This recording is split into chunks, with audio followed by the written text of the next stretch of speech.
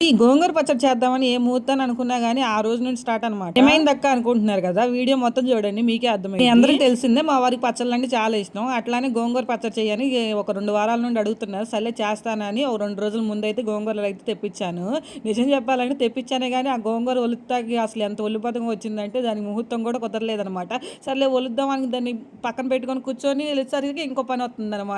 అట్లా అట్లా వాయిదా అయిపోయింది. నేను ఒలిచేసరికి ఆ గోంగూర చూసారా ఎట్లా ఒల్లిపోయిందో. అరే ఎట్లా అయినా కింద మీద పడి ఆ గోంగూర అయితే ఒలిచేసా. సర్లే ఇంక పొయ్యి మీద ఏద్దాం అనేసరికి అప్పుడే పోయింది కరెంటు. నేను 9కి స్టార్ట్ చేశా ఆ గోంగూర పొయ్యి మీద వేయడం. మధ్యలో పోయింది. 9:30కి పోయింది కరెంటు. 2 అయినా రాలేదనమాట. అట్లా ఉంటది మనతో. ఇంక 2 అయ్యాక మిక్సీ కడుతున్నా ఇప్పుడు. ఇదే మనకి వీడియో క్లారిటీగా రావాలంటే లైటింగ్ ఉండాల్సిందే కదా! మీరు ఫస్ట్ క్లిప్స్ చూసుంటే చీకట్లో టార్చ్ లైట్ వేసుకొని చేశానన్నమాట. ఆ క్లిప్స్ అయితే ఇట్లా ఉంటది. ఏంటో ఒక్కొక్కసారి ఇట్లానే జరిగిద్ది. మీకు ఎప్పుడైనా ఇట్లా జరిగిందో లేదో కామెంట్ చేయండి. వెళ్ళే ఇప్పుడు మాత్రం లైక్ చేసేయాలండి.